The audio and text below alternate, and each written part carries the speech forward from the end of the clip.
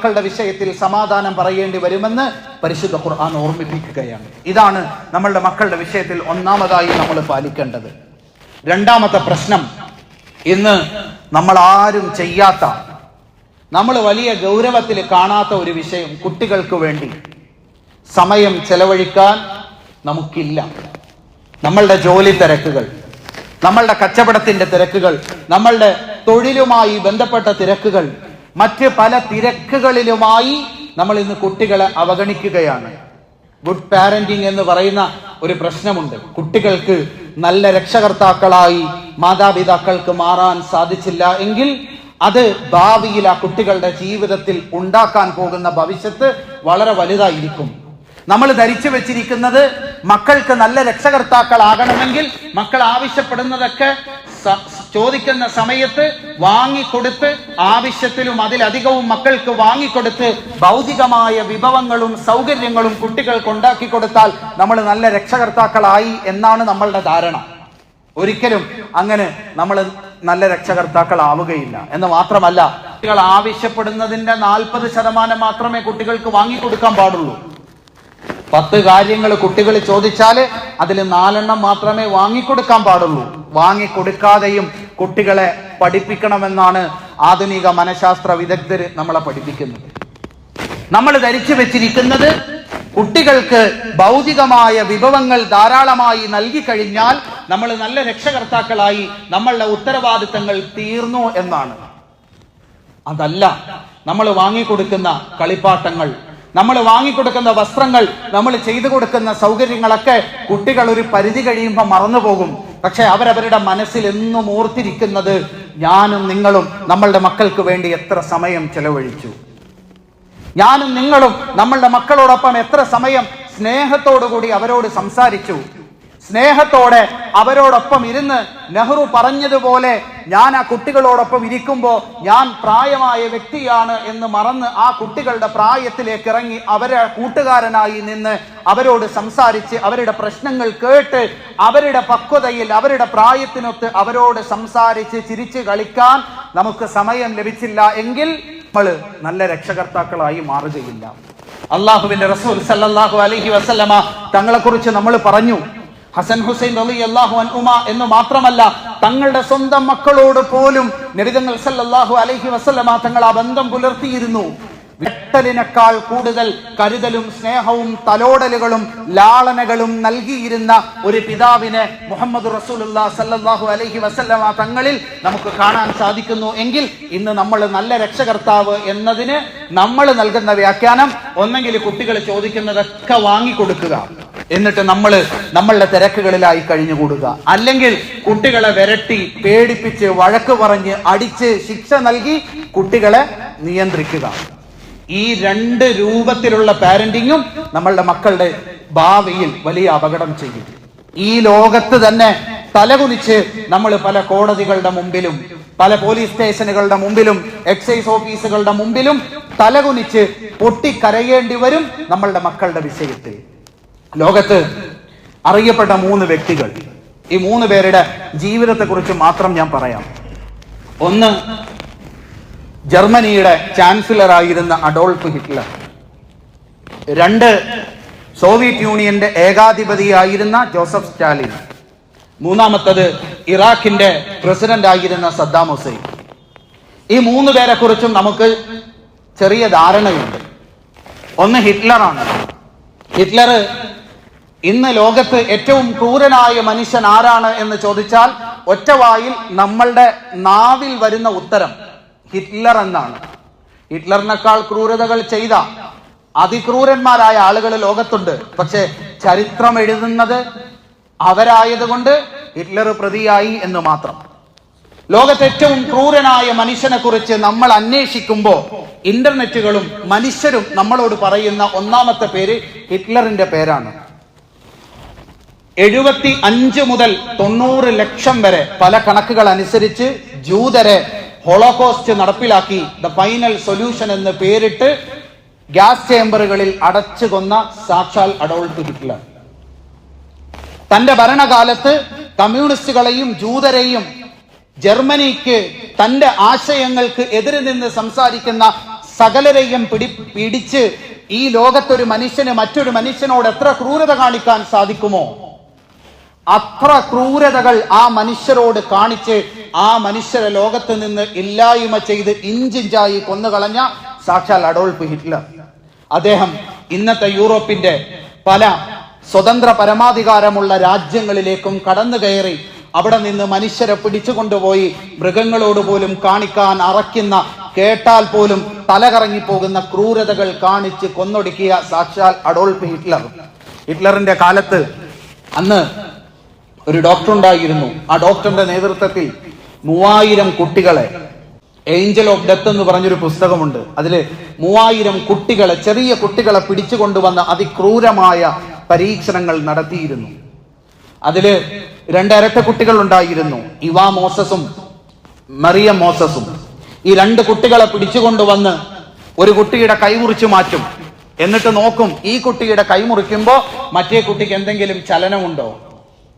ഫ്രീസറിൽ അടച്ചിടും, ചൂടുവെള്ളത്തിൽ മുക്കും, ഹൈ പ്രഷർ ചേംബറുകളിൽ അടയ്ക്കും, ബ്ലഡ് ഗ്രൂപ്പ് മാറ്റിയിട്ട് ശരീരത്തിലേക്ക് കുത്തിവെക്കും, പലതരം രോഗാണുക്കളെ ശരീരത്തിലേക്ക് കുത്തിയിറക്കും, പലതരം രാസവസ്തുക്കൾ കണ്ണിന്റെയും ശരീരത്തിന്റെയും നിറം മാറ്റി കൃത്രിമ ബീജ സങ്കലനം പോലും ആ ചെറിയ കുട്ടികളിൽ പരീക്ഷണം നടത്തുന്ന രീതിയിൽ അഡോൾഫ് ഹിറ്റ്ലർ ലോകത്ത് അറിയപ്പെട്ട ഏറ്റവും വലിയ ക്രൂരനായി മാറി.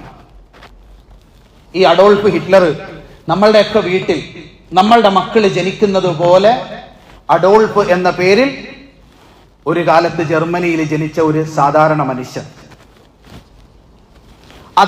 അദ്ദേഹത്തിന്റെ ജീവിതത്തെ എങ്ങനെ ഈ രൂപത്തിൽ മാറ്റി എന്ന് അന്വേഷിക്കുമ്പോൾ അദ്ദേഹത്തിന്റെ ആത്മകഥ മെയിൻ കാംപ്, മറ്റ് പല പുസ്തകങ്ങൾ വായിച്ചാൽ നമുക്ക് മനസ്സിലാകുന്ന കാര്യം, അഡോൾഫ് ഹിറ്റ്ലർ ഈ രൂപത്തിൽ രൂപാന്തരപ്പെടാൻ, കഠിന ഹൃദയനായി മാറാൻ, ക്രൂരനായി മാറാനുള്ള കാരണം അദ്ദേഹത്തിന്റെ പിതാവ് അലോയിസ് ഹിറ്റ്ലർ.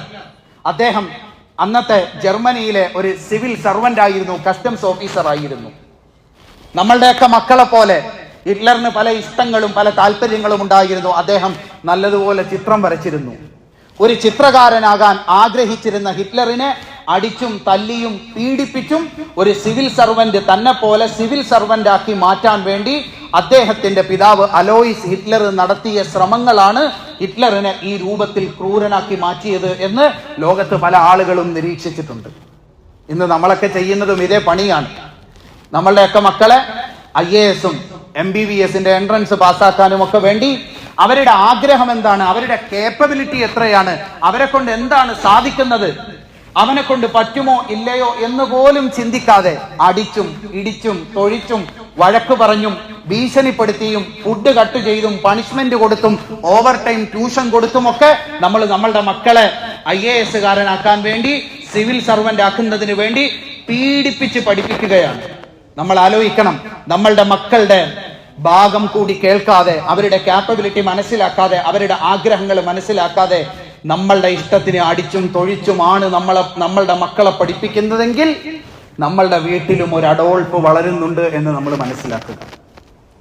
ഇത്ര ക്രൂരനാക്കി ഹിറ്റ്ലറിനെ മാറ്റാനുള്ള പ്രധാനപ്പെട്ട കാരണം നമ്മൾ ഇന്ന് നല്ല പാരന്റിങ് എന്ന് നമ്മൾ മനസ്സിലാക്കിയിരിക്കുന്ന മക്കളെ വഴക്ക് പറഞ്ഞു മടിച്ചും ഒരു സമയം പോലും ഫ്രീ കൊടുക്കാതെ, ഒരു സമയം പോലും അവരെ കളിക്കാൻ വിടാതെ പഠിക്കുക എന്ന് പറഞ്ഞു മാത്രം നമ്മൾ വിടുന്നതിന്റെ പേരിലാണ് ഹിറ്റ്ലർ ഈ രൂപത്തിൽ മാറിയത്. രണ്ടാമത്തത് ജോസഫ് സ്റ്റാലിനാണ്.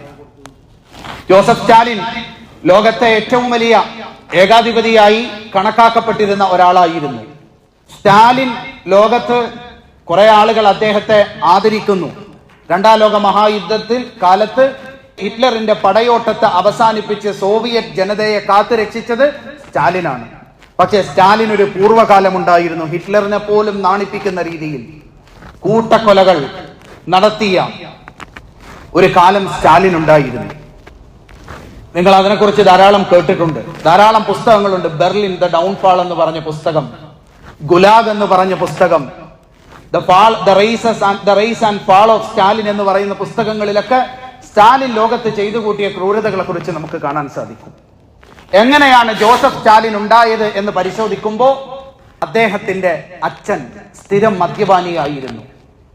മദ്യപിച്ച് വൈകുന്നേരം വീട്ടിലേക്ക് വന്ന് അമ്മയെയും സോസോ എന്ന് വിളിപ്പേരുണ്ടായിരുന്ന ചെറിയ സ്റ്റാലിനെയും കിട്ടുന്നതൊക്കെ എടുത്തു വെച്ച് അടിക്കുമായിരുന്നു. ഇന്ന് നമ്മളുടെയൊക്കെ വീടുകളിൽ നടന്നുകൊണ്ടിരിക്കുന്നതാണ്. വാപ്പയ്ക്ക് ദേഷ്യം വരുമ്പോ പുറത്താരോടെങ്കിലും ഉടക്കുണ്ടെങ്കിൽ ആ ദേഷ്യം മുഴുവൻ മക്കളോട് തീർക്കുന്ന അവസ്ഥ. സോസോ എന്ന് വിളിപ്പേരുള്ള ചെറിയ സ്റ്റാലിനെയും മകനെയും കയ്യിൽ കിട്ടുന്നതൊക്കെ മദ്യപിച്ച് വരുന്ന അദ്ദേഹത്തിന്റെ പിതാവ് കയ്യിൽ കിട്ടുന്നതൊക്കെ എടുത്തു വെച്ച് ക്രൂരമായി അടിക്കുമായിരുന്നു.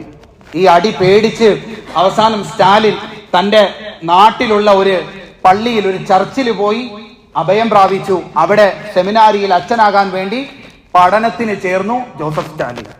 The rise and fall of Stalin എന്ന പുസ്തകത്തിൽ പറയുന്നു, സ്റ്റാലിൻ പിന്നീട് ലോകത്ത് എന്തെല്ലാം ക്രൂരതകൾ കാണിച്ചിട്ടുണ്ടോ ആ ക്രൂരതകൾക്ക് മുഴുവൻ സ്റ്റാലിന്റെ മനസ്സിന് ശക്തി നൽകിയത്, ആ രൂപത്തിൽ സ്റ്റാലിനെ രൂപപ്പെടുത്തിയത് ചെറിയ പ്രായത്തിൽ വീട്ടിൽ നിന്ന് അച്ഛന്റെ കയ്യിൽ നിന്ന് കിട്ടിയ അടി മാത്രമാണ്. മക്കളെ അടിക്കുന്നതല്ല പ്രശ്നം, അടിക്കുന്നത് പോലെ സ്നേഹിക്കാൻ, കാര്യം പറഞ്ഞ് മനസ്സിലാക്കി കൊടുക്കാൻ, നമ്മളുടെ ദേഷ്യം തീർക്കാൻ അടിക്കരുത്. മക്കൾക്ക് അടി ആവശ്യമാകുന്ന സമയത്ത് ചെറിയ രൂപത്തിൽ അടിക്കുക എന്നതിനപ്പുറം നമ്മൾ ഇന്ന് എന്ത് കണ്ടാലും അടി, എന്ത് കണ്ടാലും വഴക്ക് പറയല്, ചീത്തവിളി. ഇത് കണ്ട് വളരുന്ന മക്കള് വലുതാകുമ്പോ സ്റ്റാലിനെ പോലെ ആയി തീർന്നാൽ അതിന്റെ കാരണം, അതിന്റെ ഉത്തരവാദി നമ്മളാണ്. മൂന്നാമത്തേത് സദ്ദാം ഹുസൈനാണ്. സദ്ദാം ഹുസൈനെ കുറിച്ച് നമുക്കൊക്കെ അറിയാം.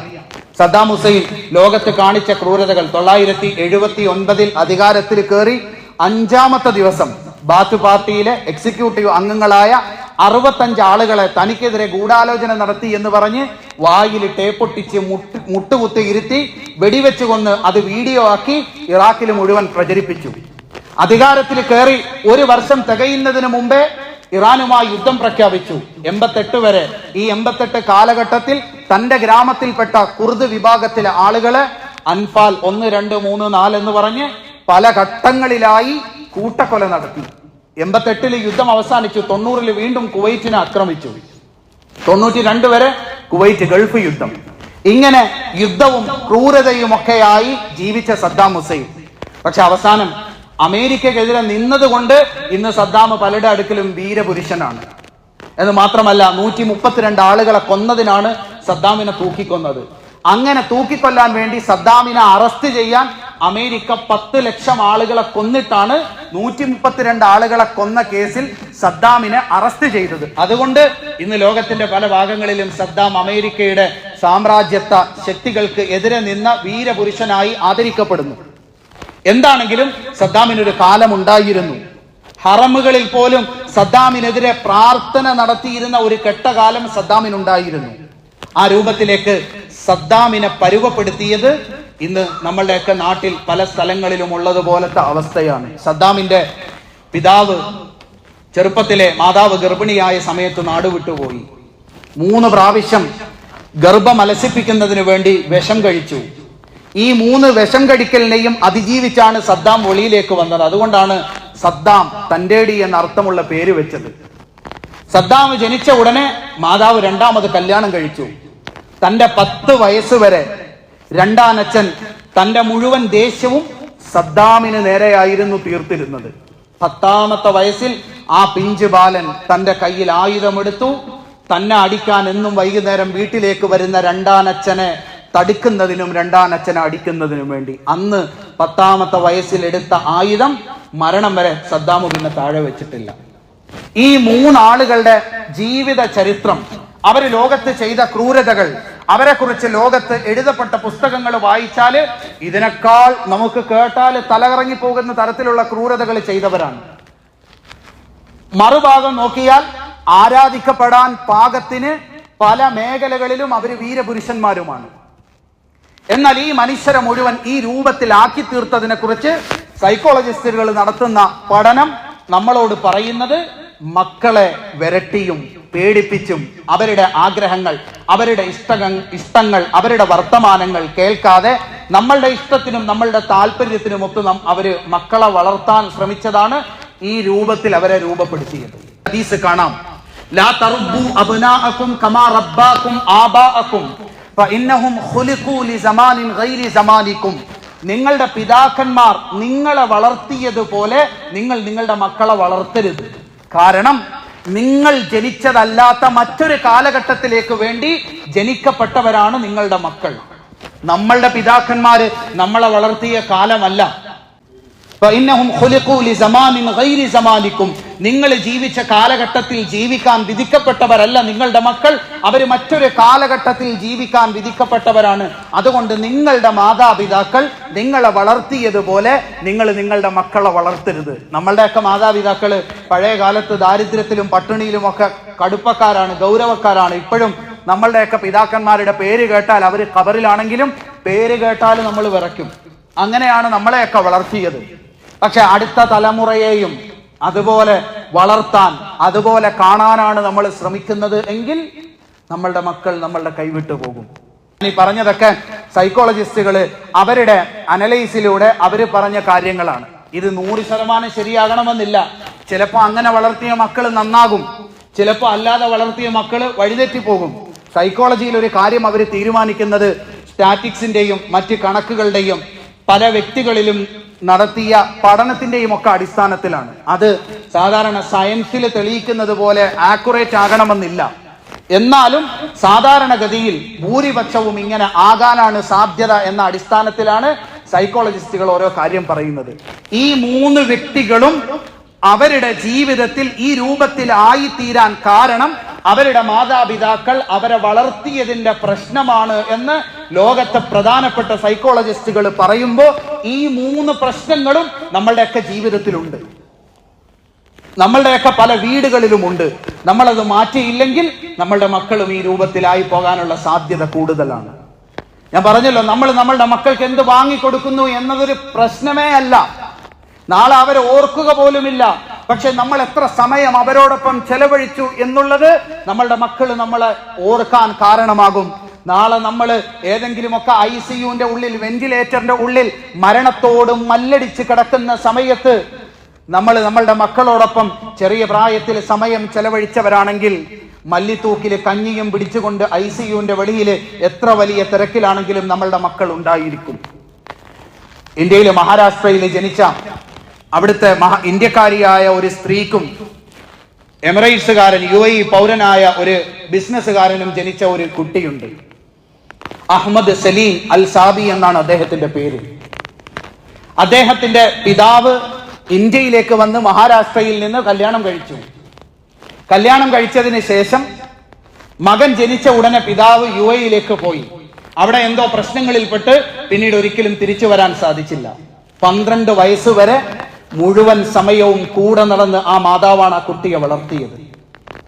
ആ കുട്ടിയോട് സംസാരിക്കാനും പിതാവും മാതാവുമായ ആ കുട്ടിയുടെ കൂടെ ആ മാതാവ് നിന്നു. 12ാമത്തെ വയസ്സിൽ ഒരിക്കൽ പിതാവ് ഇന്ത്യയിലേക്ക് വന്നു. ഈ ബാലനെ, അഹമ്മദ് സലീം എന്ന് പറയുന്ന ബാലനെ UAE കൊണ്ടുപോയി. ചെറിയ പ്രായത്തിൽ അവിടെ പോയി അതുവരെ ദാരിദ്ര്യത്തിലും പട്ടിണിയിലും കഴിഞ്ഞിരുന്ന അഹമ്മദ് സലീം, 3 നേരം വയറ് നിറച്ച് ഭക്ഷണം കഴിക്കാൻ കിട്ടാതിരുന്ന അഹമ്മദ് സലീം UAE ആഡംബര കൊട്ടാരത്തിലേക്ക് തന്റെ ജീവിതം മാറ്റി. 2-3 വർഷങ്ങൾക്ക് ശേഷം ഒറ്റയ്ക്ക് നാട്ടിലേക്ക് വരാൻ സാധിക്കുന്ന അവസ്ഥയായപ്പോ തന്റെ മാതാവിനെ തേടി.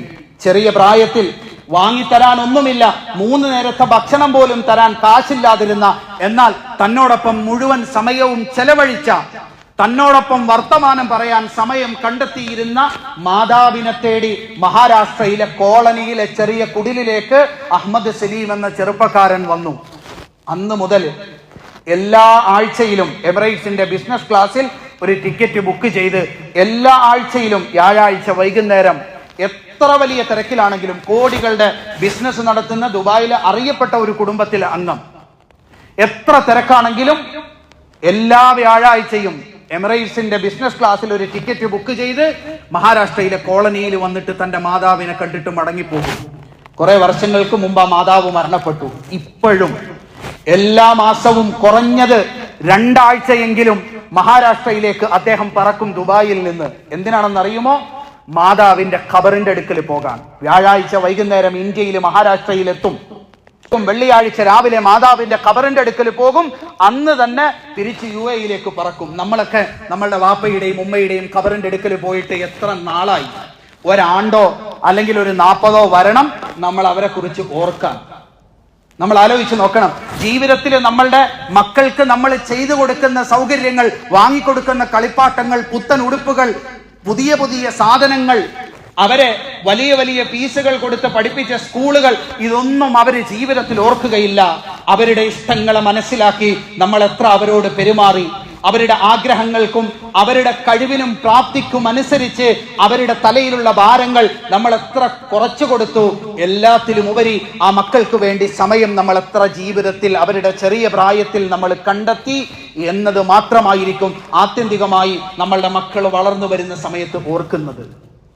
കോടികളുടെ കൊട്ടാരത്തിലേക്ക് ജീവിതം മാറ്റി കോടികളുടെ സൗകര്യം ചെയ്തു കൊടുത്ത പിതാവിനെ മറന്നിട്ട് മാസത്തിൽ 2 പ്രാവശ്യമെങ്കിലും മാതാവിന്റെ ഖബറിന്റെ മുമ്പിൽ വന്ന് നിന്നിട്ട് പോകാൻ മനസ്സ് കാണിക്കുന്ന രീതിയിൽ അഹ്മദ് സലീം അൽ സാബി എന്ന ചെറുപ്പക്കാരനെ മാറ്റിമറിച്ചത് തന്റെ ചെറിയ പ്രായത്തിൽ താങ്ങും തണലും കൂട്ടുകാരനുമായി തന്റെ മാതാവ് നിന്നു എന്നുള്ളതാണ്. ഇവിടെയാണ് നമ്മൾ മനസ്സിലാക്കേണ്ടത്. അള്ളാഹുവിന്റെ റസൂൽ സല്ലല്ലാഹു അലൈഹി വസല്ലമ തങ്ങളുടെ സകല തിരക്കുകളുടെ ഇടയിലും തങ്ങളുടെ മക്കൾക്കും ചെറുമക്കൾക്കും വേണ്ടി സമയം മാറ്റിവെച്ചതിന്റെ കാരണവും ഇതാണ്. നമ്മൾ ഇന്ന് ഏതെങ്കിലുമൊക്കെ വലിയ സ്കൂളിലാണ് പഠിക്കുന്നത്, കേരളത്തിൽ അറിയപ്പെട്ട ട്യൂഷൻ സെന്ററുകളിലാണ് പഠിക്കുന്നത്. കേരളത്തിൽ അറിയപ്പെട്ട ഓൺലൈൻ ട്യൂഷൻ സെന്ററുകളിൽ നമ്മളത് 1 വർഷത്തേക്ക് സബ്സ്ക്രൈബും ചെയ്തിട്ടുണ്ട്, അവരുടെ ടാബും വാങ്ങി കൊടുത്തിട്ടുണ്ട്. എൻട്രൻസിന്റെ കോച്ചിങ്ങിന് കേരളത്തിലെ ഏറ്റവും നല്ല സ്ഥാപനത്തിൽ കാശ് കൊടുത്ത് നമ്മൾ സീറ്റും വാങ്ങി ഇട്ടിട്ടുണ്ട്. ഇനി മക്കൾ പഠിച്ചോളും. അവർക്കിത് പഠിക്കാൻ പറ്റുമോ? അവരെന്താണ് അവിടെ പഠിക്കുന്നത്? അവർക്ക് താങ്ങാവുന്നതിലും അപ്പുറമാണോ അവര് ജീവിതത്തിൽ ചെയ്യുന്നത് എന്ന് ഒരിക്കലെങ്കിലും നമ്മൾ നമ്മളുടെ മക്കളോട് ജീവിതത്തിൽ ചോദിച്ചിട്ടില്ല. മഹാനായ നൂഹ് നബി അലൈഹിസ്സലാമിനെ കുറിച്ച് അല്ലാഹു തആല പരിശുദ്ധ ഖുർആനിൽ ഒരു വാചകം പറയുന്നുണ്ട്. നൂഹ് നബി അലൈഹിസ്സലാമിന്റെ മകൻ വഴിതെറ്റിപ്പോയി. നൂഹ് നബിയുടെ കൺമുമ്പിൽ വെച്ച് തന്നെ വെള്ളത്തിൽ മുങ്ങി മരിച്ചു പോകുന്നു. ആ സമയത്ത് കരഞ്ഞുകൊണ്ട് നൂഹ് നബി അള്ളാഹുവിനെ വിളിക്കുന്നു. അള്ളാഹുവേ, നീ എന്നോട് പറഞ്ഞതല്ലേ എന്റെ മകനെ നീ രക്ഷപ്പെടുത്തുമെന്ന്. അല്ലാഹു തആല നൂഹ് നബിയോട് പറയുന്ന ഒരു വാചകം ഞാനും നിങ്ങളും അടങ്ങുന്ന സകല പിതാക്കന്മാരോടുമുള്ള വാചകമാണ്. ഖാല യാ നൂഹു ഇന്നഹു ലൈസ മിൻ അഹ്ലിക് ഇന്നഹു അമലുൻ ഗൈറു സാലിഹ് ഫലാ തസ്അൽനി മാ ലൈസ ലക ബിഹി ഇൽം ഇന്നി അഇദുക അൻ തകൂന മിനൽ ജാഹിലീൻ. നൂഹേ, നിന്റെ മകൻ നന്നായിക്കൊള്ളുമെന്ന് പറഞ്ഞ് മകന്റെ കാര്യങ്ങൾ അന്വേഷിക്കാതെ, മകന്റെ മാനസിക അവസ്ഥയെക്കുറിച്ച് ചോദിക്കാതെ, അവനോട് സംസാരിക്കാനും അവന്റെ കൂടെ കഴിയാനും അവൻ എന്താണ് ചെയ്യുന്നത്, എന്താണ് ചിന്തിക്കുന്നത്, എങ്ങനെയാണ് ചിന്തിക്കുന്നത്, ഏതൊക്കെ തരത്തിലെ ശാരീരിക മാനസിക പീഡനങ്ങൾ നിന്റെ മകൻ അനുഭവിക്കുന്നു എന്നൊന്നും തിരക്കാതെ പള്ളിയുടെ മൂലയിൽ വന്നിരുന്ന് എന്നെ വിളിച്ചിട്ട് എന്റെ മകനെ നന്നാക്കണമേ എന്ന് പറഞ്ഞിട്ട് കാര്യമില്ല എന്ന് നൂഹ് നബി അലൈഹിസ്സലാമിനോട് അള്ളാഹു പറയുകയാണ്. നമ്മൾ ഇന്ന് മക്കളെ വലിയ വലിയ വിദ്യാഭ്യാസ സ്ഥാപനത്തിൽ കൊണ്ടുവിടും, എന്നിട്ട് പള്ളിയിൽ വന്ന് 5 നേരവും മക്കൾക്ക് വേണ്ടി ദുആ ചെയ്യും. ഇവൻ എന്ത് ചെയ്യുന്നു, എന്ത് പഠിക്കുന്നു, ഇവന്റെ കൂട്ടുകാരാരാണ്, ആരൊക്കെയാണ് ഇവന്റെ ശത്രുക്കൾ, അവിടെ എന്തൊക്കെ പ്രശ്നങ്ങളാണ് ഉണ്ടാക്കുന്നത്, ഇവന്റെ ചിന്താഗതി എങ്ങനെയാണ്, ഇവന് മാനസിക സംഘർഷത്തിലാണോ അതല്ല സന്തോഷത്തിലാണോ, ഇതൊന്നും ചിന്തിക്കാതെ നമ്മൾ പള്ളിയിലിരുന്ന് എന്റെ മോനെ നീ നന്നാക്കണേ എന്ന് ദുആ ചെയ്യും. അള്ളാഹു പറയുന്നു, നിന്റെ മകനെ കുറിച്ച് നിനക്കറിയില്ലെങ്കിൽ പിന്നെ എന്നോട് നീ പറയരുത് എന്റെ മകനെ നന്നാക്കണമെന്ന്. ഇന്നി അഇദുക അൻ തകൂന മിനൽ ജാഹിലീൻ. നൂഹേ, ഞാൻ നിന്നെ ഉപദേശിക്കുകയാണ് മക്കളുടെ കാര്യത്തിൽ. മക്കളുമായി ബന്ധപ്പെട്ട ഒരു കാര്യവും ശ്രദ്ധിക്കാതെ നിന്റെ തിരക്കുകളിൽ നീ നടന്ന് വഞ്ചിതനായി പോകാതിരിക്കാൻ വേണ്ടി ഞാൻ നിന്നെ ഉപദേശിക്കുകയാണ് എന്ന് നൂഹ് നബി അലൈഹിസ്സലാമിനോട് അല്ലാഹു തആല പറഞ്ഞു. എങ്കിൽ മക്കള് നന്നാവാൻ പള്ളിയിലിരുന്ന് പ്രാർത്ഥിച്ച് മക്കളുടെ കാര്യം ശ്രദ്ധിക്കാൻ സമയം കിട്ടാതെ, അതല്ലെങ്കിൽ വിരട്ടിയും പേടിപ്പിച്ചും അടിച്ചും വഴക്ക് പറഞ്ഞുമൊക്കെ മക്കളെ നന്നാക്കാമെന്ന് ചിന്തിക്കുന്ന സകല പിതാക്കന്മാരോടുമുള്ള പരിശുദ്ധ ഖുർആനിന്റെ ഉപദേശമാണ്. അതുകൊണ്ട് ഈ ശിശുദിനത്തിൽ, ചിൽഡ്രൻസ് ഡേയിൽ 2 കാര്യങ്ങൾ നമ്മൾ കൃത്യമായി മനസ്സിലാക്കുക. ഒന്ന്, നമ്മളുടെ മക്കൾക്ക് നമ്മൾ കൊടുക്കുന്ന ഭക്ഷണം ഹലാലായിരിക്കണം. നമ്മളുടെ മക്കളുടെ പള്ളയിലേക്ക് ഹലാലല്ലാത്ത 100% സത്യസന്ധമായ മാർഗത്തിലൂടെ നമ്മൾ സമ്പാദിച്ചതല്ലാത്ത ഒരു വറ്റ് ആഹാരം പോലും ഇറങ്ങാൻ പാടില്ല. 2, നമ്മളുടെ മക്കൾക്ക് വേണ്ടി സമയം കണ്ടെത്താൻ നമ്മളുടെ തിരക്കുകൾക്കിടയിൽ നമ്മൾക്ക് കഴിയണം. ഇല്ലെങ്കിൽ നമ്മൾ നഷ്ടവാളികളായി പോകും. ഈ ലോകത്തും നമ്മൾ തലകുനിച്ച് നിൽക്കേണ്ടി വരും, നാളെ പരലോകത്തും നമ്മൾ തലകുനിച്ച് നിൽക്കേണ്ടി വരും.